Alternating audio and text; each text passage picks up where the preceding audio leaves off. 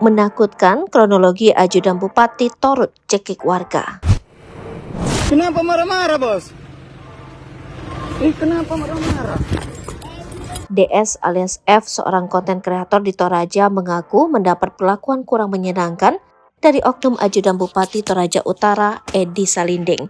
Perlakuan tersebut didapatkan DS saat berada di Pasar Bolu Rantepao, Toraja Utara, Sabtu 25 November 2023. DS menceritakan saat itu ia sedang berada di Pasar Bolu untuk membuat konten. Kebetulan hari ini tepat jadwalnya pasar hewan. Saat di Pasar Bolu, ia melihat Bupati Toraja Utara, Yohanes Basang, juga sedang berada di sana. Bupati yang akrab disapa Ombas itu sedang mengarahkan petugas pasar untuk gotong royong membersihkan pasar yang nampak kurang bersih. Saya menganggap itu adalah momentum yang sangat baik. Melihat sisi lain Bupati Torut yang turut memberikan contoh kepada masyarakat, ucap DS.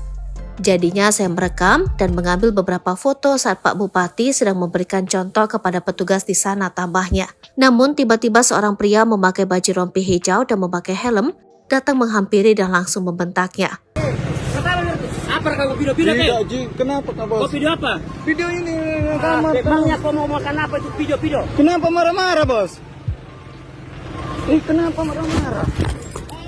Ia mengatakan dalam bahasa Toraja, "Apa yang kamu video ini?" tutur DS menirukan ucapan Edi. Saya jawab, "Tidak, kenapa Kak Bos?" Dia lanjut membentak saya lagi dan saya katakan kenapa harus marah-marah. Saat itu saya langsung dipiting bebet DS. Mendengar ada ribut-ribut, Satpol PP Torut datang dan melerai perdebatan tersebut.